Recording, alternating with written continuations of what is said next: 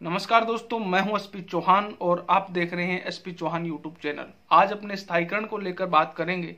वैसे मैंने स्थायीकरण की ऑनलाइन एप्लीकेशन आपको कैसे डालनी है वो बता रखा है, और जो भी अभ्यर्थी अभी जो लेवल फर्स्ट के स्थायीकरण होने हैं या जो रीसफल वाले हैं उनके स्थायीकरण होने हैं, तो उनके लिए मैं बता दूंगी आपको अपनी स्टाफ कॉर्नर के आईडी से ही एप्लीकेशन जनरेट करनी है। किसी भी प्रकार का ऑफलाइन डाटा और कोई भी आदेश की कॉपियां आपको ऑफिस में जमा नहीं करवानी है। आपको अपनी स्टाफ कॉर्नर आईडी से ऑनलाइन एप्लीकेशन भरना है।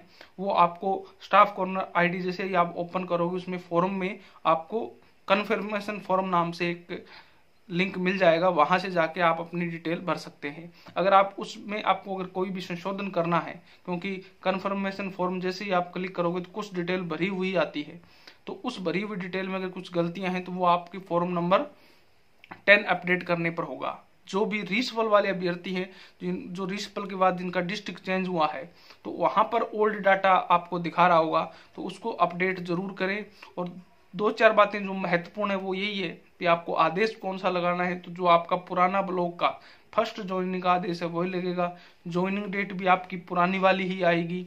हाँ, कोई भी डॉक्यूमेंट जो पीओ अपलोड करेगा, जो 3 मैंने आपको बताई रखे हैं ओल्ड वीडियो में भी एक तो आपका 16 सीसी 17 सीसी विभागीय जांच पेंडिंग नहीं है, या एक आपका सेवा संतुष्टि प्रमाण पत्र और एक वेतन भुगतान प्रमाण पत्र, ये 3 ही आपको ऑफलाइन डॉक्यूमेंट जो पीडीएफ के माध्यम से पीओ अपलोड करेगा, और ये वर्तमान पीओ के द्वारा ही होंगे, पुराने पीओ के नहीं लगेंगे।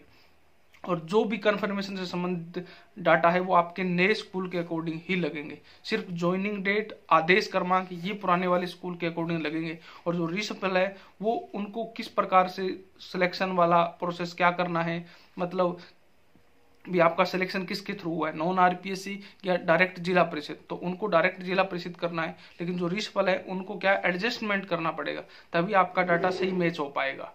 अब बात करते हैं कि एप्लीकेशन जब आप भर दोगे, उसको सबमिट कर दोगे, तो वो पीओ के पास बोलोगे, पीओ से उनको 3 डॉक्यूमेंट फाइल के रूप में अपलोड करके आपको भेजने हैं। उन डॉक्यूमेंट में 2 बातें ध्यान रखनी है। एक तो आपका डेट सही होना चाहिए, आपके उसमें जो पीओ साइन करेगा उस वक्त उसमें आदेश क्रमांक लगे होने चाहिए, और किसी भी प्रकार की कोई त्रुटि नहीं होनी चाहिए। इसके अलावा आपको कोई भी ब्लॉक वाले, पीओ वाले, ज्वाइनिंग आदेश कुछ भी नहीं लगाना है। कई लोग 50-50 पेज की फाइल लगा देते हैं, तो कोई मतलब नहीं है।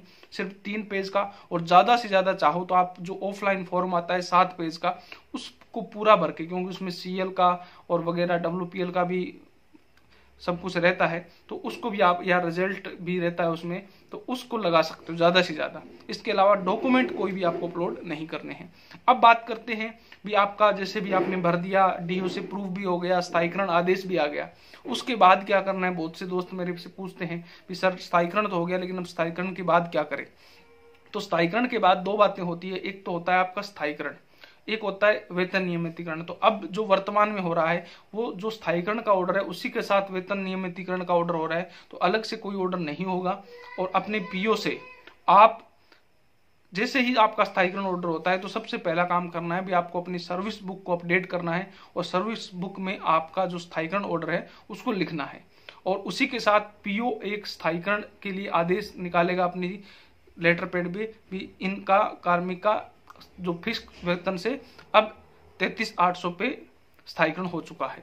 उसके बाद दूसरा काम होता है एचआरए स्वीकृति। तो एचआरए के लिए आपको भी एक एप्लीकेशन देनी होती है। अगर आपके पास नहीं है तो अपनी इस वीडियो के लास्ट में मैं आपको वो भी दिखाऊंगा कैसे भरनी है, उसमें क्या भरना है वो भी अपने बात करेंगे।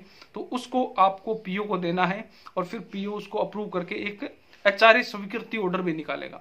और ये दोनों ऑर्डर आपको अपने पास रखने हैं, और आपकी जो पर्सनल फाइल है उसमें भी लगाने हैं, क्योंकि जब भी आपका ट्रांसफर होगा, आप स्कूल को छोड़कर कहीं और जाएंगे, तो आप के साथ वो रहेगी।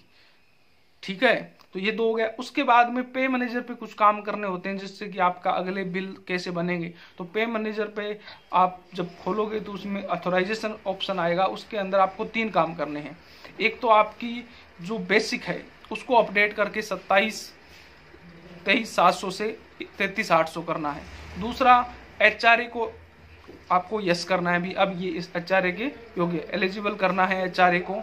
और तीसरा काम करना है जो आपका स्टेटस टेम्परेरी दिखाता है उसको आपको रेगुलर करना है। ये 3 ही बातें हैं जो आपको उस पर अपडेट करनी है, उसके साथ ही आप नया बिल बना सकते हैं। अब बात करते हैं कि आपकी सैलरी कैसे बनेगी, कितनी सैलरी बनेगी, और जो पीछे महीने छूट चुके हैं, जो महीने आपके पीछे रह चुके हैं, उनकी सैलरी कैसे मिलेगी। तो सबसे पहले आपका काम क्या होता है, आपको एक अंतर विवरण प्रपत्र भरना पड़ता है। उस अंतर विवरण प्रपत्र के अंदर आपको पूरी डिटेल भरनी पड़ती है भी, जैसे आपका दिसंबर में कुछ दिन पहले ही आपका जैसे 21 या 22 दिसंबर को स्थायीकरण हो गया है, तो 21 जिस दिन से आपका स्थायीकरण हुआ है उसकी नेक्स्ट डेट से ही आपको पूरा वेतन मिलेगा। जैसे आपने 21 दिसंबर को ज्वाइन किया है तो 21 दिसंबर से ही आपको 33,800 के हिसाब से पैसे मिलेंगे, क्योंकि आपका स्थायीकरण एक दिन पहले यानी 20 दिसंबर को पूरा हो चुका है। तो वेतन नियमितीकरण की तिथि जो होगी उसके से आपको 33,800 के हिसाब से पैसे मिलेंगे। आपको पहले कितने पैसे मिल चुके हैं और अब आपको कितने मिलने थे, उसका अंतर कितना है और अब कितने मिलने हैं। एनपीएस में पहले उन 11 दिनों के दौरान कितने कटे थे, जबकि कटने इतने थे, जबकि इतने और कटने हैं। ये सब डिटेल उसके अंदर भरी जाती है और उसके अकॉर्डिंग जिस दिन से आपका फिक्सेशन हुआ है, जैसे आपका फरवरी में हो गया, फरवरी की सैलरी आपकी पूरी आएगी, लेकिन जनवरी और दिसंबर की कुछ दिन की आपकी नहीं आई, तो आपको जैसे 21 दिसंबर से 30 या 31 जनवरी तक का अंतर विवरण प्रपत्र भरना होता है।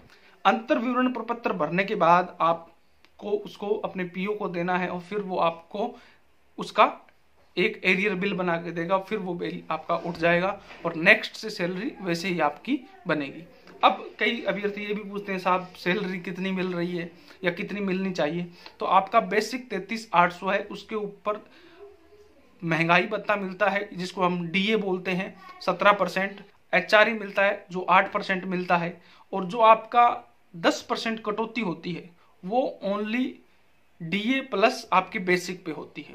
तो आपकी जो एनपीएस कटौती होगी अभी 33,800 के बेसिक पर वो होगी 3955 रुपये, और आपका टोटल जो ग्रोस सैलरी बनेगी वो बनेगी 42,250। उसमें से 3,955 रुपये कटेंगे और आपको 38,295 रुपये मिलेंगे अगर आप किसी भी प्रकार की कोई एलआईसी वगैरह नहीं कटवा रहे हैं। हाँ, मार्च से क्या है, एसआई स्टेट इंश्योरेंस का जो है कटौती शुरू होती है और वो आपकी इच्छा पर है भी आपको कितनी कटवा रही है, 1200, 1800, 3000।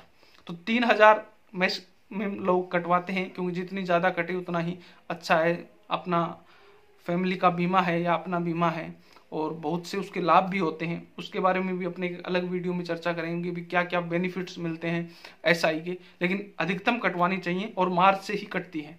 तो वो आप किसी भी ई मित्रा से या आप खुद जानकार हैं तो अपने मोबाइल से उसको लागू कर सकते हैं।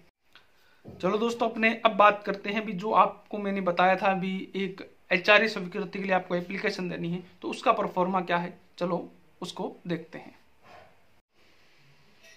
नमस्कार मित्रों, ये वो एप्लीकेशन है जो आपको देनी है जिसमें पूरा डिटेल आपको भरना है। सबसे पहले आपका नाम भरना है आपको, फिर आपका पद और विभाग जिसमें आप नियुक्त है, तो नाम में आपका नाम आ जाएगा, पद अध्यापक लेवल 2 लेवल 1 और विभाग में एजुकेशन। मकान मालिक का नाम भरना है, किराए का मकान का पूरा पता भरना है आपको, कहाँ आप रह रहे हैं, दिया जाने वाला मासिक किराया भरना है और नियमों के अंतर्गत स्वीकृत मकान किराया भत्ते की रकम।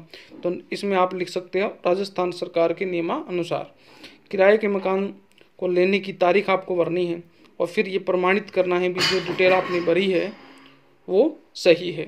इसके अलावा यहाँ आपको हस्ताक्षर करने हैं पद और विभाग, और यहाँ ये कार्यालय के लिए है और इनको इतना किराया बता दिया है तो वो 8% आपके यहाँ पीओ लिख के इसको साइन करेगा। तो ये एप्लीकेशन है। अगर ये आपको पास एप्लीकेशन नहीं है तो हमारे टेलीग्राम चैनल को आप ज्वाइन करें, वहाँ से आपको ये एप्लीकेशन मिल जाएगी।